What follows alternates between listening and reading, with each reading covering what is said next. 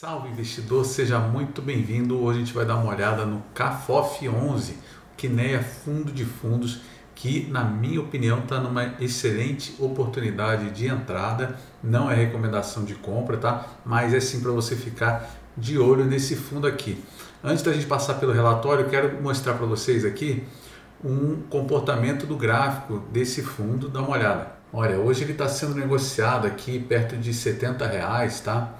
O preço que está marcando aqui R$67 na data de ontem. Hoje já subiu, anteontem se não me engano, aqui já está subindo, já está perto de R$70, mas de qualquer forma, se a gente olhar só para o preço aqui, R$70, a gente vê que voltando aqui no tempo até 2020, em poucos momentos esse fundo esteve tão barato. Quando a gente olha os dividendos dele, a gente vê que ele vem crescendo ao longo do tempo, né? Então, mesmo aqui uma pequena queda que deu, né? Estava pagando 80 centavos e agora 75 centavos, mesmo assim está muito acima do patamar, por exemplo, de 2022. Se a gente somar então a isso a queda no preço da cota com o aumento dos dividendos, a gente olha aqui que essa linha verde, ela é o que? O dividend yield. A gente está no maior dividend yield de todos os tempos do CAFOF 11, se a gente levar em conta o pagamento recorrente de dividendos. Então, o dividend yield foi, no último pagamento de janeiro, foi de 1,11% de dividend yield. A gente só viu esse valor acima de 1,11% em alguns momentos específicos em que havia pagamentos extraordinários de dividendos. Por exemplo, aqui em dezembro de 2023, que foi pago R$1 por cota, e aqui em junho de 2023, que também foi pago R$1 por cota. Aí sim o dividend yield naquele mês passa de 1,10%, mas para pagamentos recorrentes só aconteceu agora em janeiro. Isso tem acontecido praticamente em todos os fundos, tá? Não é coisa única desse fundo da Kinea, mas como os fundos da Kinea eles costumam ter um prêmio com relação ao valor patrimonial, principalmente se comparar com os outros fundos, né, de outras gestoras, a Kinea realmente costuma se destacar. Então estou chamando a atenção aqui porque, como o mercado como um todo caiu,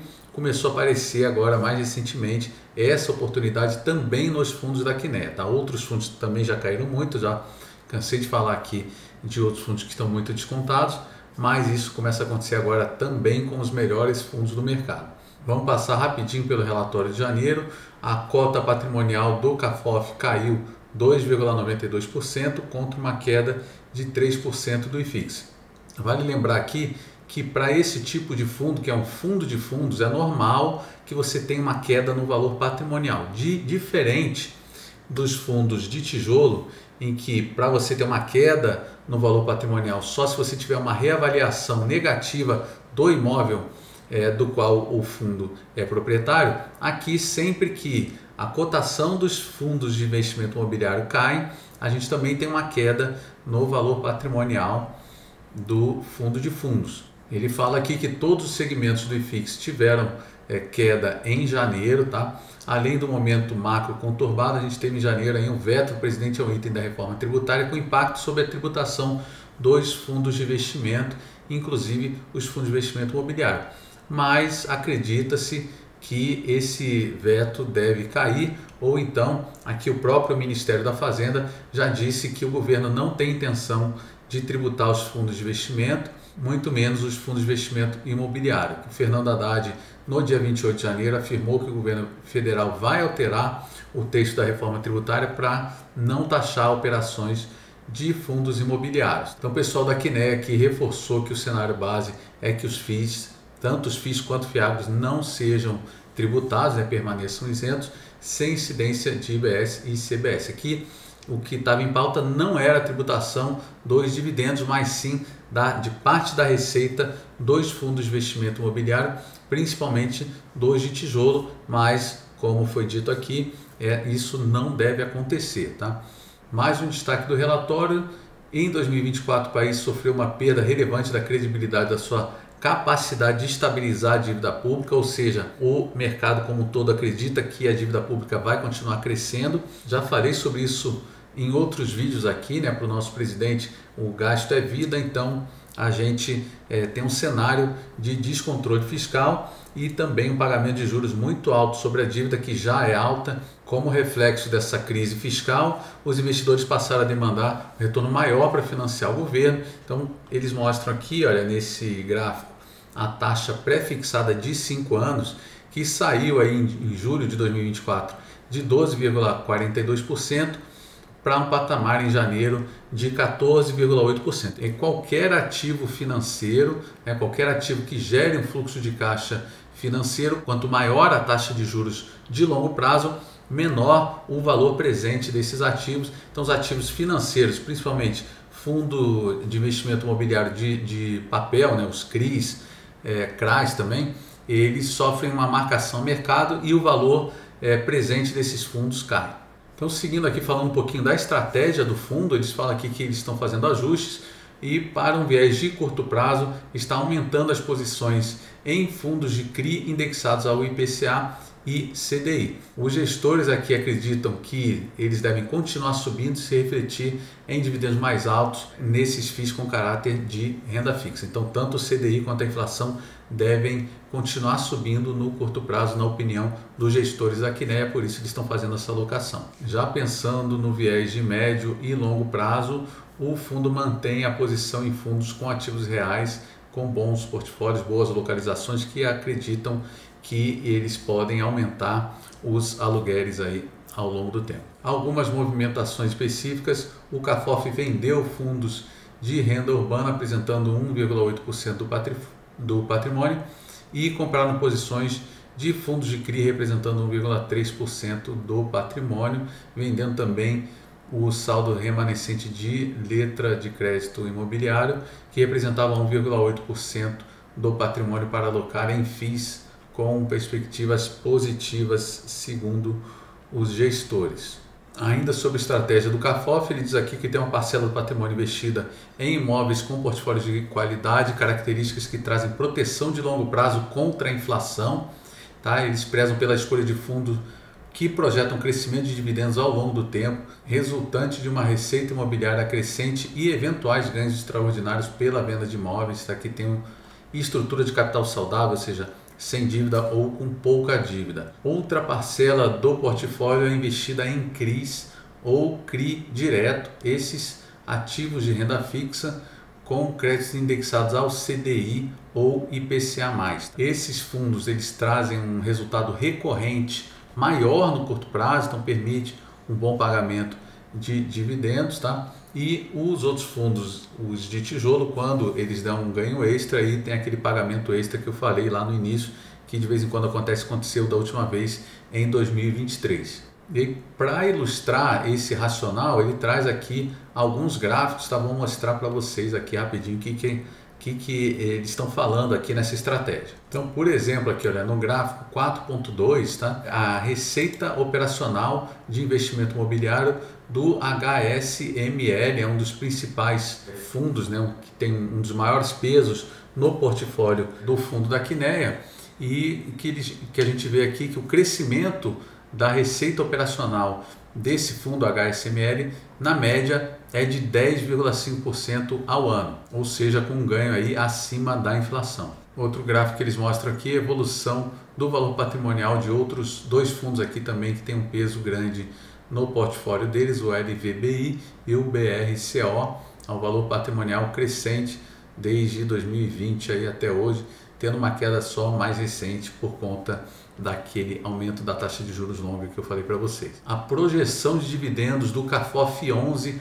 para o primeiro semestre de 2025 é de 75 centavos, podendo variar a 5 centavos para cima ou para baixo. Esse fundo também tem uma reserva não distribuída de 32 centavos por cota para estabilizar o pagamento de dividendos. Sobre o resultado do fundo, o resultado de caixa, a gente vê aqui que o resultado mensal do último trimestre, terminado em 2024, ele teve um resultado de 16 milhões e acumulou reserva aí de quase R$1 milhão, tendo distribuído 15 milhões 782 mil reais. Já em janeiro ele teve um resultado de 4.800.000, tendo distribuído 5.260.000, tendo usado aí parte da reserva. Retorno total nos últimos 12 meses, está considerando a cota patrimonial, foi de menos 11% quase, tá? Então a cota patrimonial caiu 11%.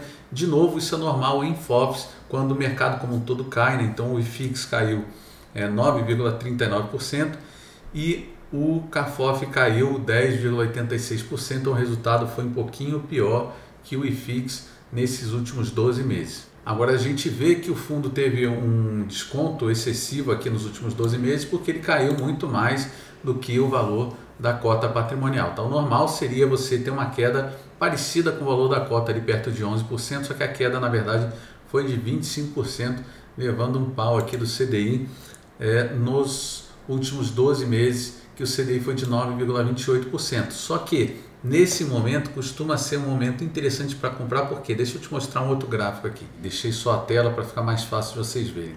Dá uma olhada aqui, se a gente pegar de 22 de janeiro de 2019, né, até hoje, esse fundo teve uma valorização só de 17,22% se eu levar em conta o reinvestimento dos dividendos. Se eu pensar só no valor da cota, ele na verdade caiu 31,5%. Só que preste atenção numa coisa aqui.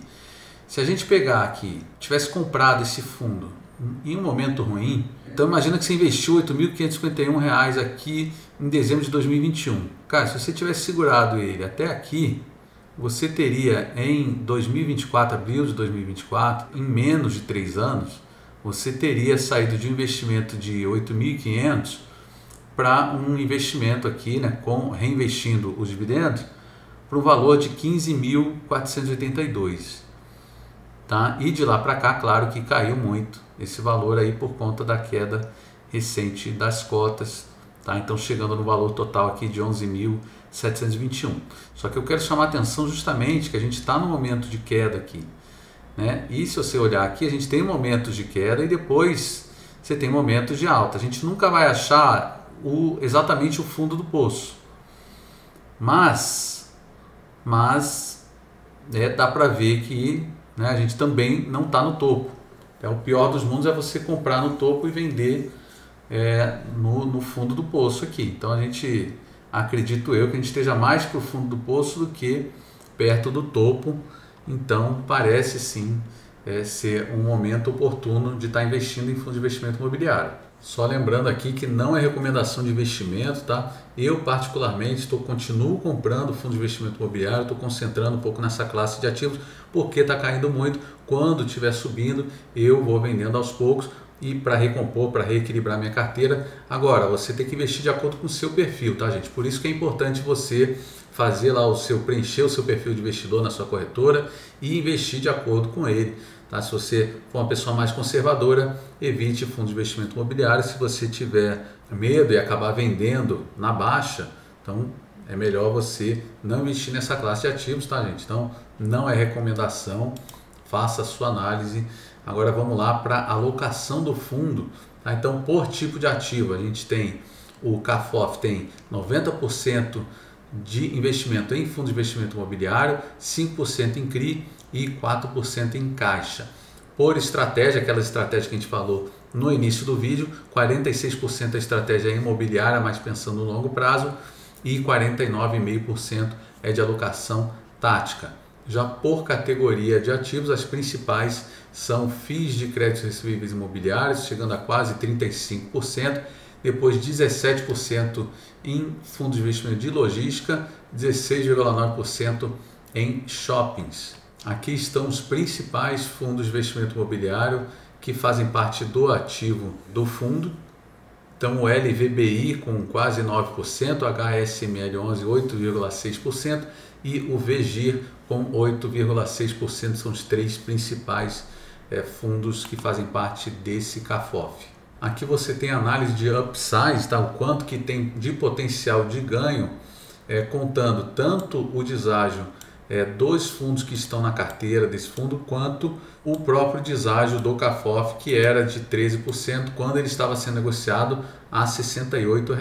Então esse potencial aqui, né, o que eles falam aqui no total, né, fazendo a média ponderada de 52,73%, seria o potencial de ganho de capital caso todos os fundos de investimento imobiliário fossem negociados a um preço valor patrimonial igual a 1, ou seja, você não conseguisse comprar com desconto nenhum dos FIIs.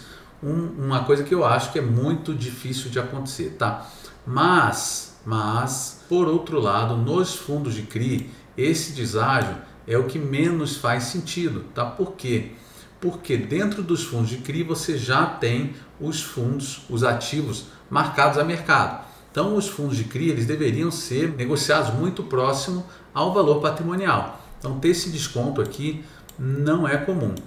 Quando você tem um desconto nos fundos de CRI mais um desconto no fundo de fundos, tá? Aí sim você poderia considerar que você tem um duplo desconto se esse fundo de fundos realmente entrega um resultado razoável. E aí você combinando os dois potenciais, aí você chegaria no potencial de quase 31% de ganho de capital. Com relação aos CRIs, tá? A gente só tem um CRI aqui desse fundo que o peso dele é de 5,4% do patrimônio líquido e é um CRI da Even, tá? É uma devedora aí que tem capacidade de pagamento, inclusive tem ações negociadas em bolsa, tá? Não acredito que possa vir a dar calote, tá? Esse CRI aqui paga CDI mais 2,55%. Então conta aqui para mim, deixa aqui nos comentários se você tem ou não CAFOF, se você pensa em ter, se você está investindo em fundos de investimento imobiliário ou não. E se você quiser que eu analise algum ativo, não deixa de escrever aqui nos comentários, tá bom? Espero que vocês tenham gostado desse vídeo, não deixa de dar like. Um abraço, tudo de bom e bons investimentos.